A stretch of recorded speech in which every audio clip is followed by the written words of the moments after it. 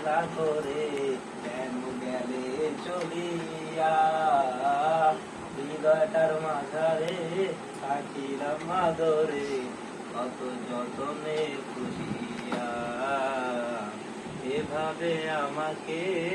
অবহেলা করে কেন গেলে চলিয়া, কে বুঝে আমাকে তুমি বিহনে ভুলে গেছো কি সব স্মৃতি, জানি না কেন যে রোজ রাতের স্বপ্নে শুধু করো ডাকাডাকি, তুই কোন মারি আলো আমার সোনার ময়না পাখি,